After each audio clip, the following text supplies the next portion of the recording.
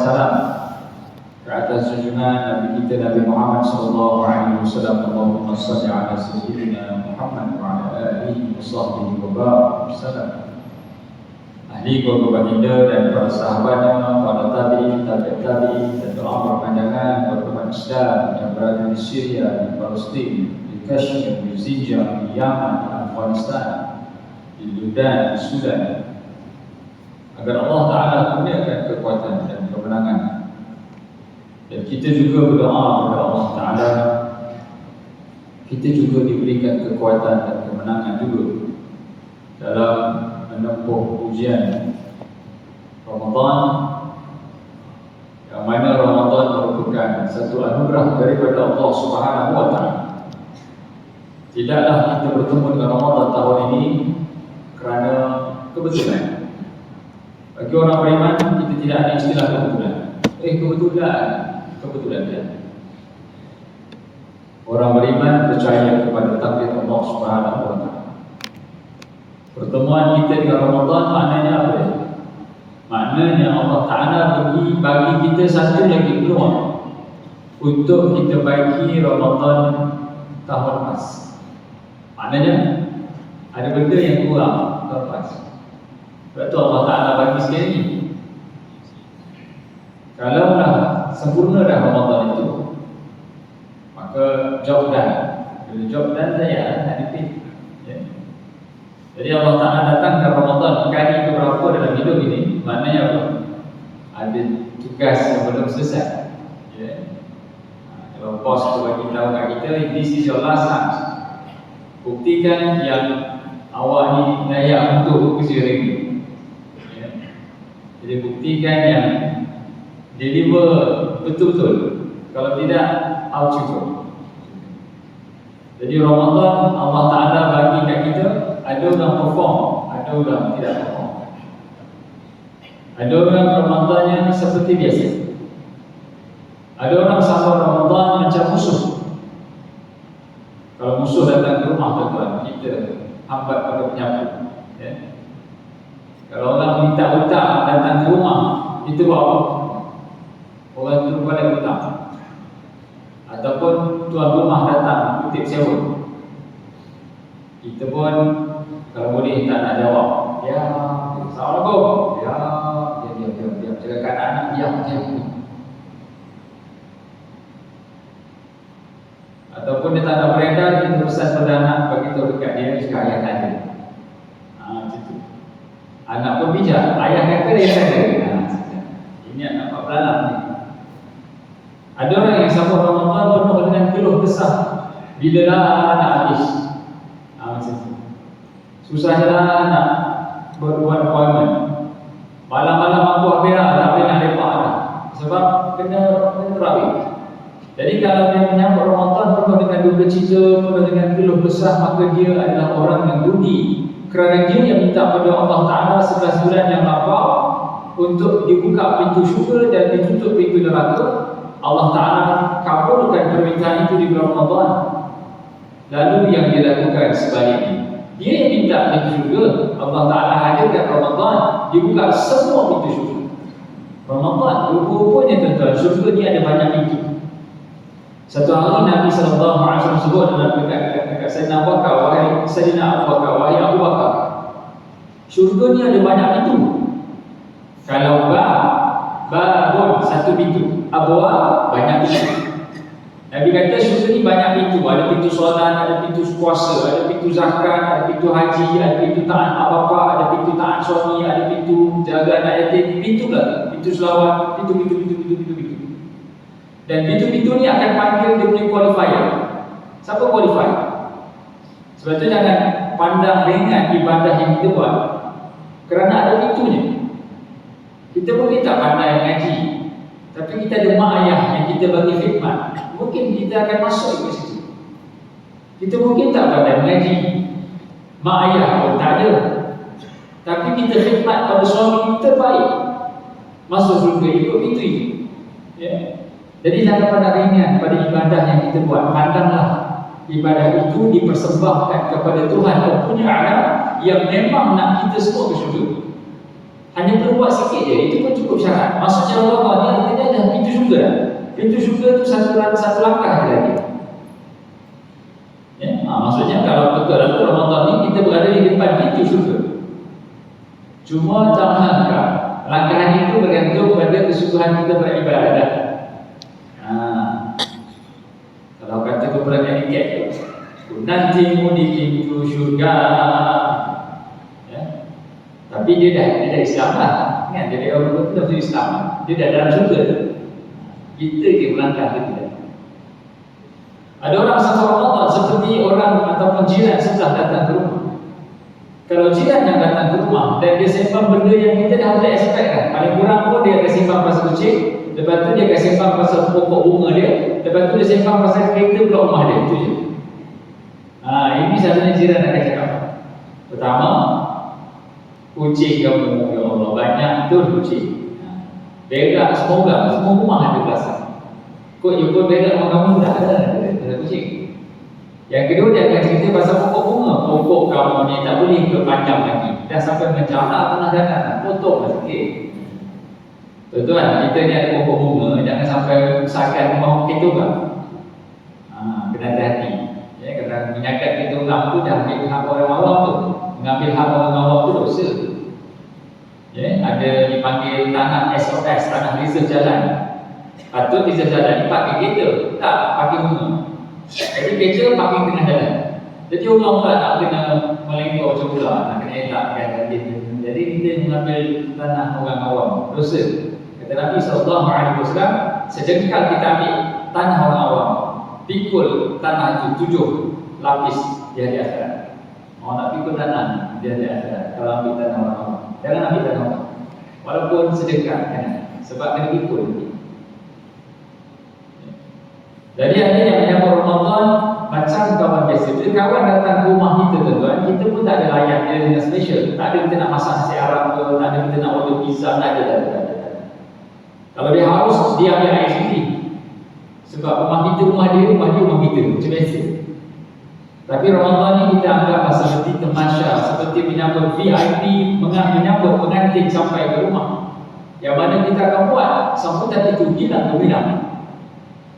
Ya, sebagai seorang bapa, bila meraihkan anak perempuannya untuk dilepaskan kepada seorang lelaki yang lain, dia akan buat bilang majlis nak bagi, iaitu majlis perkahwinan. Anak perempuan itu ada ayah, siapa-siapa dah lah ya.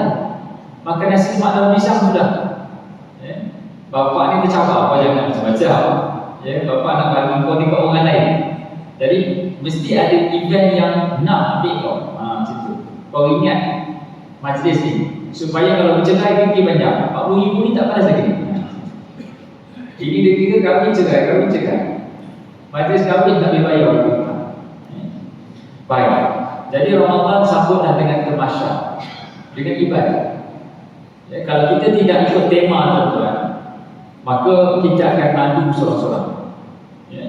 Ramadan ni dia ada tema ada Quran. Kalau kita tak baca Quran, kita tak ikut tema. Ramadan bulannya bulan qiyam. Kalau kita tak qiyam, kita tak ikut tema. Ramadan bulannya bulan infak. Kalau kita tak infak, kita tak ikut tema. Kalau pergi majlis tak ikut tema, tak masuk majlis, duduk belakang. Ya. Temanya pakai baju Melayu. Kita pakai baju Mawi, mana boleh? Ya. Baju Melayu dengan baju Mawi ni lain. Baju Melayu dia cantik, sopan. Baju Mawi ni ada baju. Tak boleh masuk majlis juga kalau tak baju. Ramadan bulan Quran, dia Ramadan kelima. Quran dia tak ada. Jangan tak ikut tema. Jangan tak ikut tema. Jadi Ramadan ni rakyatkan. Kalaulah masa event majlis orang kahwin akan habis, kita tak akan kenal tuan-tuan, minta maaf tuan-tuan, hari ini majlis pasal batalkan kerana ayam habis. Tidak. Ayam habis ke, pengantin pelamin sengit ke, kek kahwin tak jadi ke, pengantin tetap beranak Tuhan. Ya, sama lah yang kita sakit ke, tak ada duit ke, pening ke, orang meninggal ke, Ramadan tetap disambut dengan bilang-bilang ibadahnya. Mungkin tahun ini tak macam tahun lepas. Mungkin kita disambut ataupun kita diburung musibah. Dia berhenti kerja, duit kurang, mak ayah meninggal, jadi penuh kekecewaan. Tapi jangan disebabkan kekecewaan itu menyebabkan Ramadan ini hampa. Ya. apa yang berlaku dalam hidup itu sebahagian sahaja daripada bahasa Tuhan yang perlu kita faham. Allah Ta'ala datangkan ujian, tak ada dia sayang. Ya, Allah Ta'ala datangkan ujian, tak ada dia sayang. Allah Ta'ala bagi kita sakit, dia bercakap dengan bahasa dia maha penyembuh. Allah Ta'ala bagi kita miskin, dia bercakap dengan bahasa dia maha kaya. Bila Allah Ta'ala bagi kita sedih, Allah bercakap dia maha dekat. Tapi jangan kita cari makhluk, cari dia lah. Sebab dia yang datangkan ujian untuk kita bercakap dengan dia. Tapi sayang bila Allah bagi ujian, kita cari makhluk. Tak kena gitu, cari dia, sebab dia yang bagi. Baik. Jadi tuan-tuan muslimin muslimat, Ramadan baru je bermula. Umpama majlis perkahwinan baru saja menyambut kedatangan orang baru, masuk datang-datang pukul baru 11. Dia punya peak dia nanti, peak dia tunggu pengantin sampai. Pastikan pengantin sampai, yang lain semua kira ya, tengah hari sikit lah. Jadi dia tengah Ramadan. Ini awal-awal lagi dah masalah. Baik, kita menyambung perbahasan iman dan kehidupan karangan Dr. Yusuf Al-Qaradawi. Kita masuk bahagian orang beriman selalunya memperkenankan panggilan fitrah. Tajuk itu pun tajuk yang hebat. Orang beriman itu memperolehi ketenangan ialah kerana dia menempuh jalan hidup yang sesuai dengan fitrah kemanusiaan yang ditanamkan Tuhan dalam jiwa manusia. Fitrah kita ni apa dia? Fitrah manusia. Kullu mauludin yuladu 'ala fitrah, kata Nabi. Setiap yang lahir itu dilahirkan dengan fitrah. Fitrah manusia adalah fitrah hidup bertuhan. Kita ada anak, kita bawa anak tu pergi pasar malam, pasar malam. Elok dia tengah main mainan tu, kita pun suruh. Apa berlaku pada anak tu? Dia akan menangis. Dia akan cari ayah, mak, dia akan cari. Kenapa dia cari? Tiba-tiba datang seorang polis ataupun makcik kata, tak apa duduk dengan makcik. Makcik tu mesti jaga diri elok, tapi dia tetap cari mak dan ayah. Mak, ayah. Datang polis, tak apa duduk dengan makcik. Dia akan cari mak ayah dia juga. Menunjukkan fitrah manusia, dia perlukan perlindungan. Fitrah manusia ini perlukan perlindungan yang ada pada seorang budak dan bayi. Jadi Allah Subhanahu wa taala bangkitkan manusia dengan fitrahnya dan manusia hidupnya, fitrahnya hidup bertuhan. Fitrah kemanusiaan itu tidak dapat dipenuhi dengan peradaban, dengan falsafah, dengan ilmu keduniaan semata-mata. Hanya dapat dipenuhi dengan keimanan kepada Allah. Kita ni tuan-tuan beruntung kerana kita dilahirkan sebagai seorang Muslim. Di dalam simpanan Allah Ta'ala, roh-roh dalam simpanan Allah Ta'ala, Allah letakkan kita dalam jasad seorang ibu yang beragama Islam. Lahir pula di tanah Melayu, lahir-lahir terus azan dan iqam, lahir-lahir di sekolah agama. Kita tidak lahir di pedalaman Amazon. Kita tidak dilahirkan di dalam pedalaman Papua ini, tidak. Cuba bayangkan betapa susahnya kalau kita lahir di pedalaman Amazon, tak boleh sampai kenal Allah Ta'ala. Keliling dia semua tak kenal Allah. Tapi nak sampai ke titik yang mana dia boleh jumpa Allah Subhanahu wa Ta'ala, itu perjalanan yang jauh. Kita lahir-lahir je dalam perut ibu yang beragama Islam. Jadi menjadi satu benda yang agak tidak wajar apabila Allah Ta'ala berikan hadiah namanya iman, tapi kita tidak zahirkan kualiti yang sebenarnya. Dan subhanallah, kita ni tuan-tuan dijajah 420 tahun. Kalau kita tengoklah yang berada di bumi Palestin tu kena bom, kena tembak, kena setelih, kena lanang. Itulah keadaan tu nenek moyang kita dulu kala 410 tahun. Sebab tinggal tak ada liputan. Sekarang masa kita nampak zaman dulu macam tu lah. Bila Portugis datang dengan senjata. Jadi mula-mula mesti orang makan lawan ni, kenapa ni? Tembak je, dia tembak. Tapi 450 tahun Portugis datang, Belanda datang, Jepun datang, British datang, tak bertukar identiti orang Melayu. Itu mungkin benda yang perlu kita berikan perhatian. Kalau penjajah datang, kalau itulah sifat mereka, maka itu juga telah dilalui oleh tok nenek moyang kita dulu ada. Tapi subhanallah, tak tukar bahasa itu kan.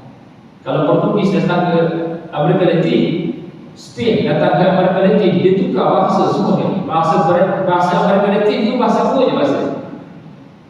Bahasa Portugis dengan bahasa Spanish. Padahal Amerika Latin tu jauh.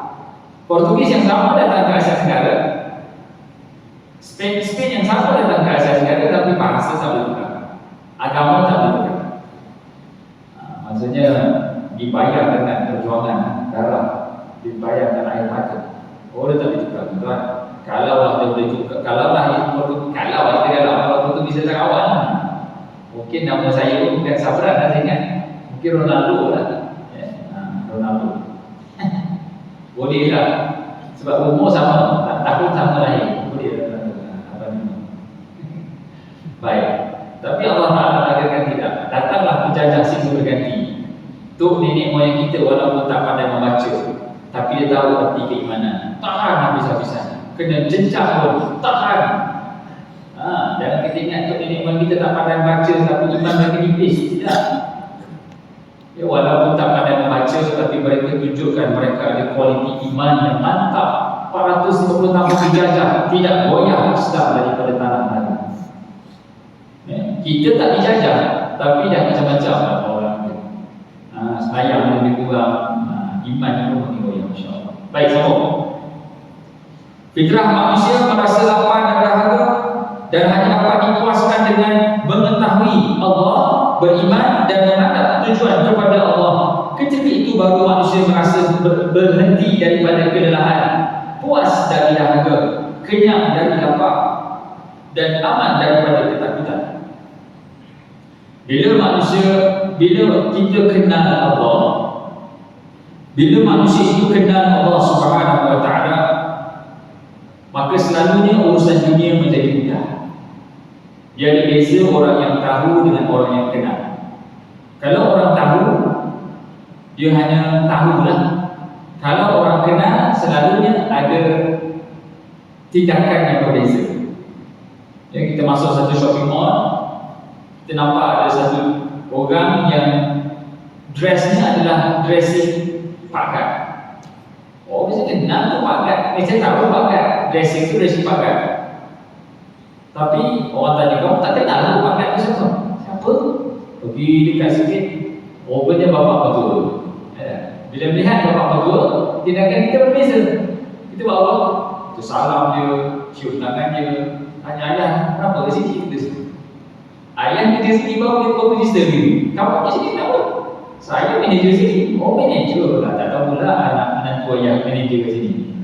Disebabkan manager cium tangan pakat, semua staf cium tangan pakat.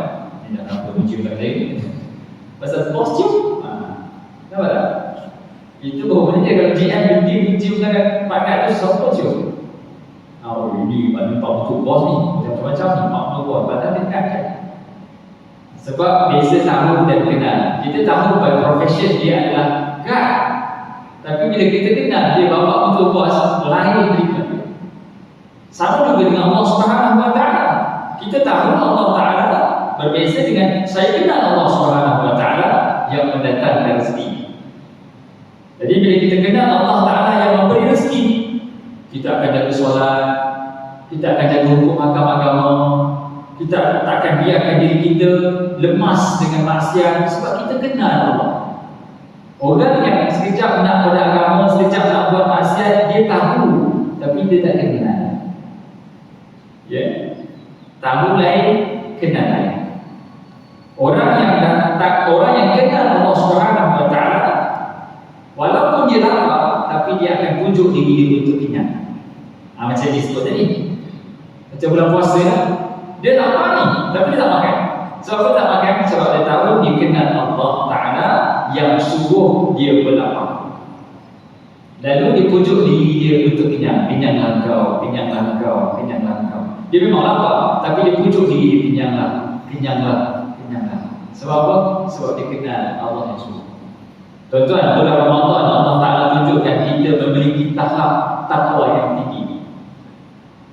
Walaupun kita berdudukan dengan teh tarik, kita takkan minum teh tarik. Jelas, malam tadi kita balik pada tarawih, kita singgah ke rumah, beli teh tarik, sangkut dekat dashboard kereta tu. Tiba-tiba nak pergi kerja, nampak teh tarik. Allah Akbar, teh tarik. Sejak dia dah kalau minum, dia takkan minum teh tarik tu. Sebab dia tahu Allah Ta'ala maha melihat. Dia kenal Allah Ta'ala maha melihat. Dia boleh duduk dalam masjid, dalam bilik air, masjid tu indah, minum air. Keluar bilik air, benarnya. Boleh? Muka puasa boleh buat. Dia dah makan nasi ayam semua, muka puasa. Benar. Itu boleh buat untuk berlakon. Tapi selalunya orang tak buat sebab dia kenal Allah Subhanahu. Orang yang kenal Allah Ta'ala ni dia takkan buat. Sebab dia tahu Allah maha melihat. Dia kenal Allah Ta'ala maha melihat. Jadi sebab itu tuan-tuan, bila kenal Allah ni jadi 3 layer. Pertama, tahu. Itu yang dipanggil ilmu yakin. Yang kedua, dia dapat memerhatikan. Itu dipanggil ain dan yakin. Yang ketiga dipanggil hakul yakin. Dia dapat merasakan. Contohnya kita nak sebuah building satu bangunan, pukul 3 petang ada orang kata, "Cik, hujan tak?" Hujan? Oh, tak apalah, saya pun bukannya nak balik kerja lagi. Pukul 3. Jadi kita tak kisah pun hujan. Tapi kita tahulah hujan turun daripada langit, air membasahi bumi. Hujan. Itu sekadar tahu hujan itu turun. Tapi bila dah pukul 5 masih hujan lagi, kita pun pergi dekat depan pintu bangunan pejabat. Hujan. Itu pemerhatian. Itu dipanggil ain dan yakin. Sebab dia rasa nak balik, tapi hujan lagi, jadi dia terhenti. Tindakan itu terhalang dengan penyaksian hujan. Dan yang ketiga, dia merasai hujan tadi. Elok hujan berhenti, dia pun naik motor, habis hujan pula, berhenti bawa flyover. Oh ya, hujan tu, dia makan dulu hujan. Itu dipanggil ain dan kita panggil ain ini, panggil hakul yakin. Jadi kenal pada Allah Ta'ala ni kita tahu. Pertama, adakah kita kenal Allah Ta'ala dengan ain dan yakin, ataupun kita kenal Allah Ta'ala pada level ain dan yakin, tengok, ataupun kita kenal Allah Ta'ala dengan hati, hakul yakin, perkenalan yang hakiki. Kalau hakul yakin, mesti ada action taken immediately. Orang yang boleh buat maksiat, hakul yakin dia tak ada. Orang yang boleh gigit kepada kewajipan, hakul yakin dia problem. Dia mungkin kenal, dia mungkin tahu Allah Ta'ala maha pengampun, Allah Ta'ala maha pemberi azab, tapi action dia tidak menjurus kepada untuk taat kepada Allah Ta'ala. Baik, sambung. Di situ baru dia kenal akan dirinya, mengetahui tujuan perjalanan hidupnya, mengetahui tugas dan kewajiban terhadap Tuhan yang menciptakannya. Bila dah kenal Allah Ta'ala, maka manusia akan kenal dirinya. Man arafa rabbahu arafa nafsahu. Siapa kenal Allah, maka dia kenal diri dia sendiri. Kalau dia tak kenal Allah Ta'ala, maka dia tak kenal diri dia. Dan apabila dia kenal diri dia, apa kesannya? Maka dia akan kenal tujuan perjalanan hidupnya.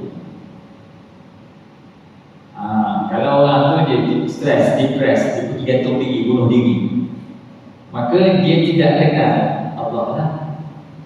Dia tak kenal arti tujuan hidup dia. Lalu kesan daripada dia tak kenal Allah Ta'ala. Kalau kita bayangkan kehidupan Nabi SAW, Nabi kehilangan nama baik pada usia 40 tahun. Nabi kehilangan ekonomi selang 2 tahun selepas itu pula. Kemudian Nabi kehilangan security ketika kematian Abu Talib. Kemudian Nabi kehilangan Khadijah, tanda Nabi kehilangan cinta. Hilang nama baik, hilang ekonomi, hilang security, hilang cinta. Kalau kita dapat ni semua tuan-tuan, depres tahap maksimum. Kita kalau nama baik kita tercalar, sekali kita masuk buat orang terus plan kita punya income TikTok. Contoh sekarang kan, kita nak jaga perut nasi ni, nak jaga perut nasi. Jadi kita tak nak kita kena scam ataupun jadi scammer, kita tak nak. Sebab kita tahu once kita kena dicontek arah kepada kita lah, susah kita nak bersihkan balik nama. Ada kos yang perlu dibayar kalau nak bersihkan nama. Ada seorang kawan saya tu dia tenaga perubatan Islam.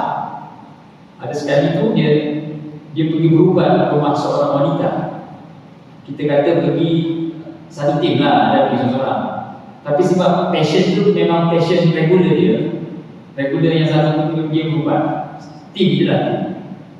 Tapi nak jadikan cerita, passion tu contact dia, Ustaz saya kena ganggu. Jadi pergilah. Bila dia pergi tu, niatnya nak untuk berubat. Kita kenal lah karakter dia. Tapi kita kata jangan pergi seorang. Sebab yalah, satu, gangguan makhluk halus ni bahaya pergi seorang. Yang kedua, bukan makhluk halus, dia tu makhluk yang bukan halus. Dia tu perempuan. Nanti kena gangguan lain pula. Tak apa, insyaAllah boleh share boleh. Dah sekali betul ada begini, kita tangkap terus. Sudah, tenaga perubatan kena tangkap terus. Kita dah kata jangan. Tapi maknanya itulah, manusia ni berdedah dengan berbagai risiko. Hidup ni adalah risiko. Kalau dia diberikan ujian, ialah cerita tadi bila mana nama dia dah blacklist tu, jadi dia terpaksa bersihkan lah, ada kos yang kena bayar. Bila kita buat sebuah ni kelab malam, jumpa AJK masjid, angin kan, kita pergi follow ambush kan, follow. Sekali ada AJK masjid, apa Haji kat sini lah. Haji buat apa ni? Saya cari dana kat sini. Cari dana. Logik jugalah, dia kata dia pergi naik kelab cari dana. Sebab semua orang pun nak sedekah. Termasuk orang pergi naik kelab pun nak sedekah juga. Lepas tu Ustaz buat apa kat sini? Ustaz pun nak cari dana tu. Macam tu. Kita pula cari dana. Kita cari orang yang pergi naik kelab lah. Dia dah kenapa? Tuan-tuan, bila kita, ialah selalunya kita nak jaga kita punya nama, itu susah. Bayangkan Nabi SAW pada usia 40 tahun Nabi hilang dia punya nama. Nama yang cantik itu hilang. Digelar sebagai pemuda yang paling jujur dan amanah di Mekah. Nabi tak pikul nama itu selepas usia 40 tahun. Bukan. Hilang nama baik, hilang ekonomi, hilang keselamatan nyawa, hilang cinta, hilang trust, percayaan diri sekaligus. Tetapi disebabkan Nabi SAW kenal Allah. Bila kita kenal Allah, maka kita kenal ada tujuan hidup, maka ujian yang kita tempuh menjadi mudah. Ujian yang kita tempuh makin mudah kalau kita kenal siapa yang bagi ujian itu. Kalau kita tengah main bola, orang tackle, kita kata tak apa, main bola nak tackle, kita boleh terima tackle tu. Tapi kalau turun masih orang tackle, sama yang tackle kat badan tadi, kita kata apa? Kau tak berhati dia bertumbuk dalam tu. Kau tackle tu berapa? Tapi kalau dapat tackle tu dekat badan, suki lagi bola orang tackle. Sebab bila kita tahu situasi tu, tackle tu jadi simple. Dan kalau kita kenal hidup ni perlu diuji, jadi kita akan anggap ujian itu memang uji, okey lah, hadaplah dengan tenang. Tapi kalau dia tak kenal hidup ni perlu diuji, dia akan trigger tu, kenapa kau tackle aku? Jadi kena faham kenal Allah Ta'ala, maka menyebabkan kita kenal arti hidup, kenal tugas, kenal kewajipan, dan kenal tugas Allah Ta'ala ataupun hak Allah Ta'ala untuk menguji manusia. Baik. Tidak akan merasakan kebahagiaan dan ketenangan apabila seseorang tidak kenal akan Tuhannya dan tidak mengetahui akan dirinya sendiri. Seulang balik. Kata Dr. Yusuf Al-Qaradawi, tidak akan dapat merasakan kebahagiaan dan ketenangan apabila seseorang tidak kenal akan Tuhannya dan tidak kenal akan diri atau lupa akan diri. Kebahagiaan yang dicari sebenarnya adalah apabila dia kenal Allah. Kalau dia tak kenal Allah, dia akan cari kebahagiaan yang bersifat sementara. Dia naik bukit, diingatkan di bukit itu ada ketenangan dan kebahagiaan. Tak jumpa ketenangan dan kebahagiaan, lalu dia rindukan pantai.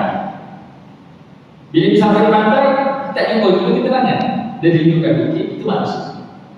Bila dia tak ada, maka dia mengharapkan ada sesuatu perkara untuk dia bahagia. Bila ada, dia harapkan benda itu tak ada. Manusia ini selalu mengharapkan benda yang tidak ada di tangan. Bila dah dapat, rupa-rupanya tak bahagia. Rupa-rupanya kosong juga.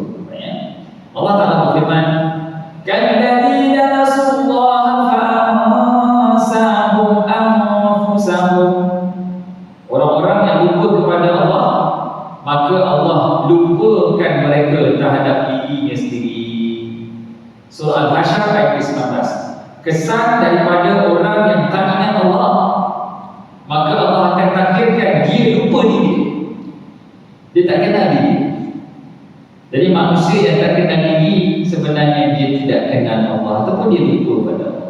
Baik, kadang-kadang fitrah manusia ini ditutup oleh karat syubhat, kesamaran dan lebu syahwat.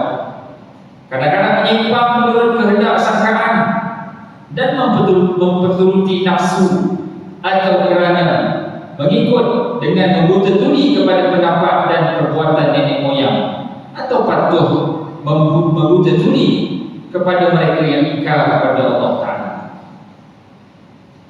Fitrah manusia yang songsam apabila ditutupi ataupun dikaburi dengan perkara yang songsam. Manusia akan terpengaruh dengan siapa yang dia selalu bersama. Al-mar'u 'ala dini akhi. Manusia akan terpengaruh dengan siapa yang dia selalu engage. Kita nak jadi baik, kita kena engage dengan orang baik. Kita ada anak kita hantar ke sekolah tahfiz. Niat kita apa? Agar dia berkawan dengan anak-anak yang hafal Quran yang lain, supaya dia jadi produk hafal Quran. Kita nak anak kita pandai main bola, kita hantar dia pergi akademi bola sepak, supaya dia duduk dengan budak yang pandai kontrol bola, yang boleh kawal dia punya emosi, yang boleh kontrol bola, dia ada cikgu, dia ada coach, dia lebih disiplin. Itu yang kita nak dia dapat. Jadi kita trust the process tu, kita bagi dia lalui proses tu. Tapi sayang, kita tak letakkan proses yang sama untuk diri sendiri. Kita harapkan anak kita dia menjadi baik, tapi kita tidak. Kita biarkan diri kita kesamaran, kita biarkan diri kita lemas dengan syahwat, kita biarkan diri kita berada pada suasana yang ingkar kepada Allah Ta'ala, maka itu satu kerugian yang amat dahsyat. Manusia kalau dibiarkan dirinya berdampingan dengan orang yang tidak kenal Allah, maka lama-kelamaan dia akan lupa kepada Allah. Kita tak tinggal nombor ekor, tapi kawan-kawan kita semua menikam. Lama-lama kita pun akan tahu cara nak menikam lebih. Kita nak turun berat badan, tapi kawan-kawan semua kuat makan. Kita tak ada turun berat badan, sebab kawan-kawan kata, kau turun berat badan berapa? Orang gemuk pun sihat, orang kurus mati juga. Jadi dia tidak akan dapat mencapai apa yang dia nak kalau dia punya environment tak supportive. External control tu perlu ada, kawalan luaran. Kita sanggup anak-anak kita pergi MRSM, hantar dia pergi ke Ceruk-Ceruk, pergi MCKK, travel 2-3 jam untuk hantar anak kita pergi beli polis. Sanggup tempuh jam tu dekat menara, dekat ni gua tu burung tu. Gua tu.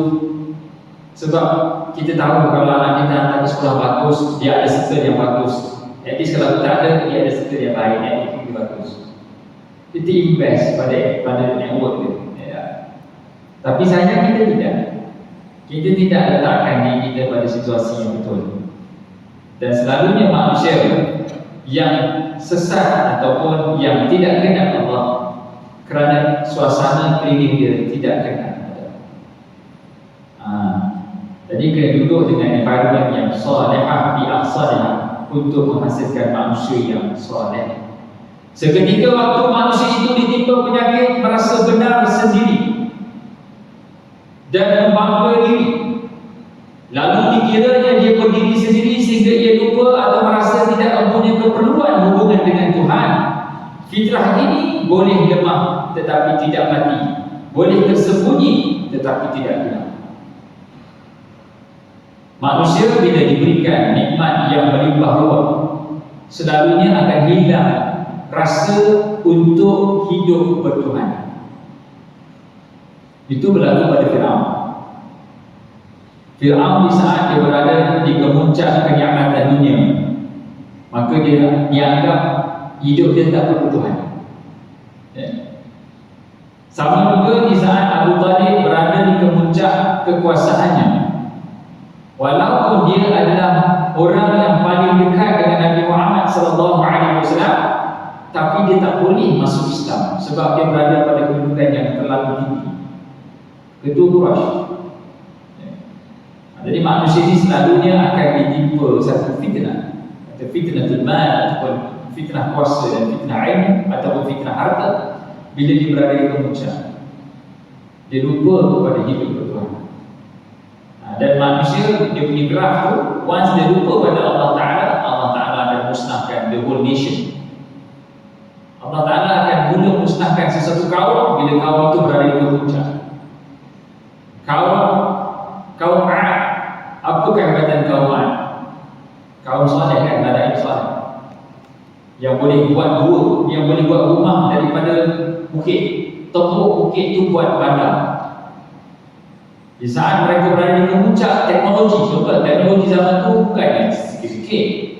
Ini boleh belah bukit ni, belah bukit, keluarkan bongkah batu dalam bukit. Kita nak buat bangunan, bukan hutan, bukan bukit, buat bangunan melalui mall, abang point.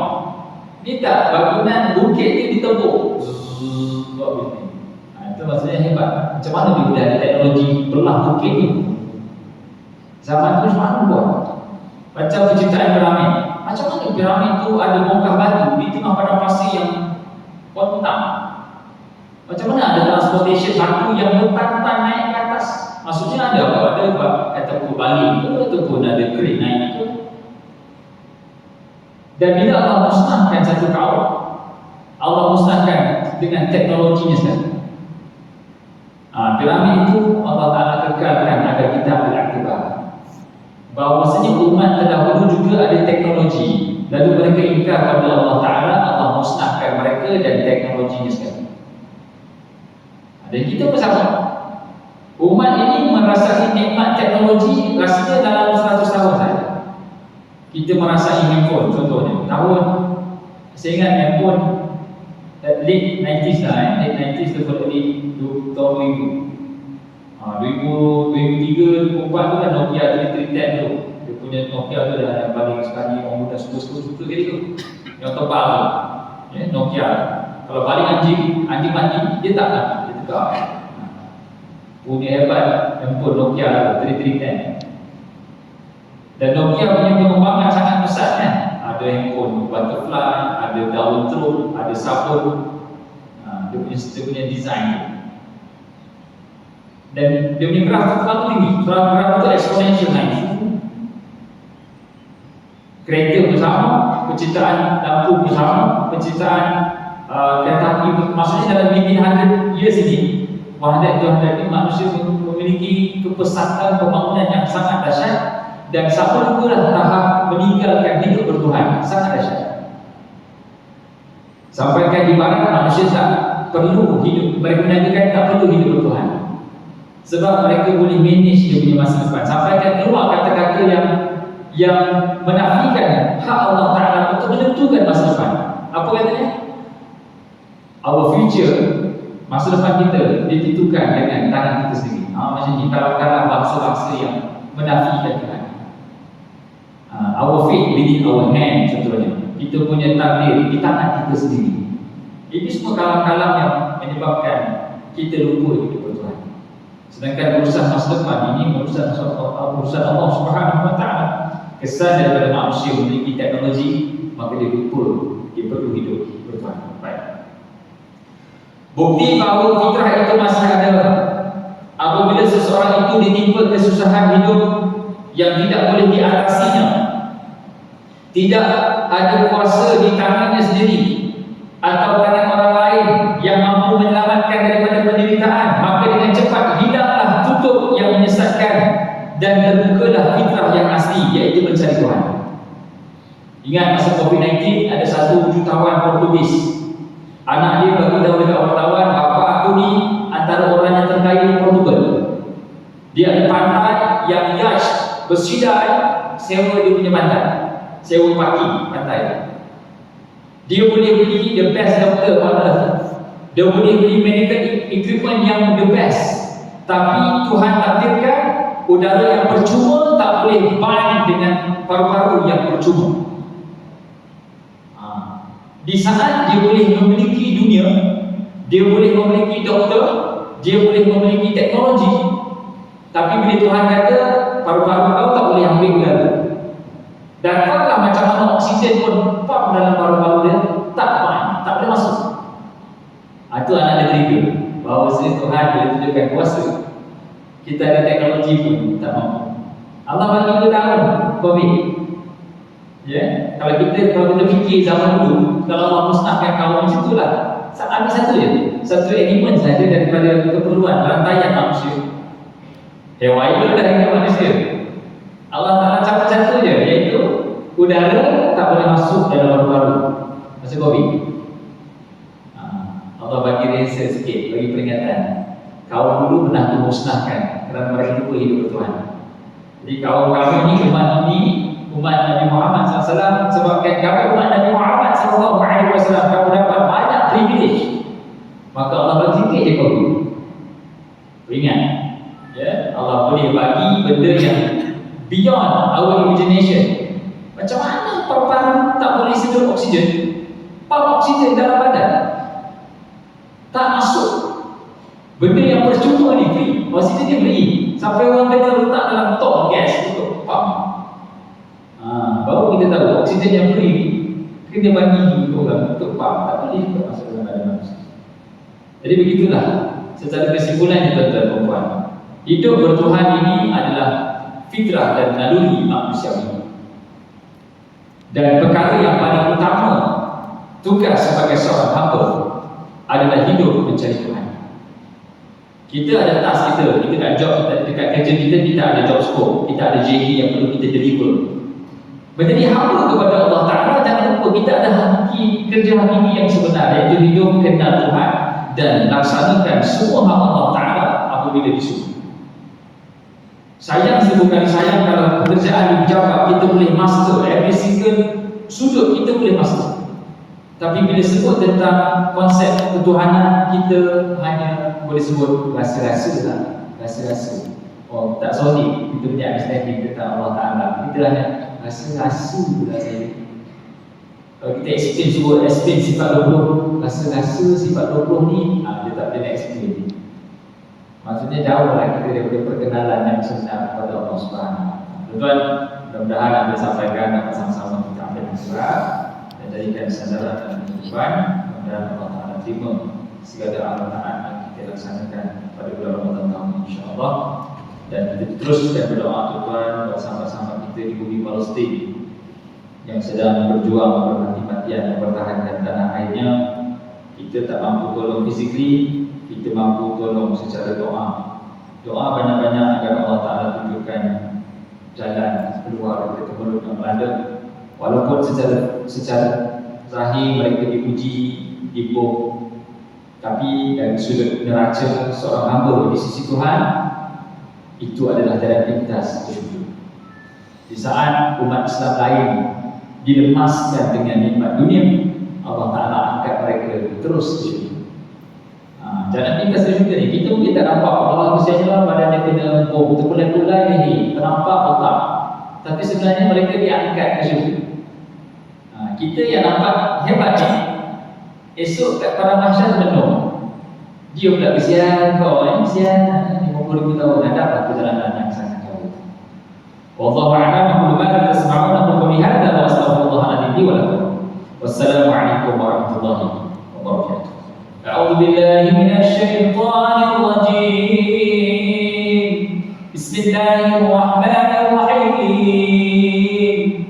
Alhamdulillahi rabbil alamin wassalatu wassalamu ala asyrafil anbiya'i wal mursalin sayyidina Muhammadin wa ala alihi wa sahbihi ajma'in. Allahumma ya Allah ya Tuhan kami Rahman Rahim, ampunkan segala dosa kami, dosa kedua ibu dan bapa kami, dosa guru-guru kami, dosa datuk nenek moyang kami, dan dosa seluruh Islam yang masih hidup antara maupun yang telah mati.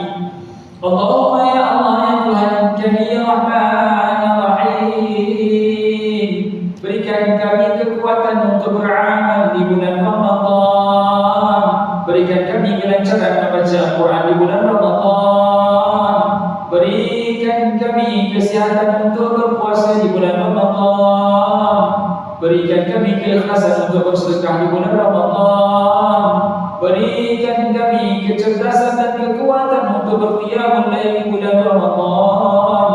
Allah ya Tuhan kami ya Rahman Rahim, jadikan anak-anak kami ya Allah anak-anak yang saleh dan salehah, yang menjadi harta kami di dunia ini dan harta kami di akhirat nanti. Rabbana وفي الآخرة حسنة وقنا عذاب النار. صلى الله على سيدنا محمد وعلى آله وصحبه أجمعين والحمد لله رب العالمين. تأمر الله من تسبح كفارة سورة العصر. سبحانك اللهم وبحمدك أشهد أن لا إله إلا أنت أستغفرك وأتوب إليك. بسم الله الرحمن الرحيم. والعصر الإنسان لفي خسر إلا الذين آمنوا وعملوا الصالحات وتواصوا بالحق وتواصوا بالصبر. السلام عليكم ورحمة الله وبركاته.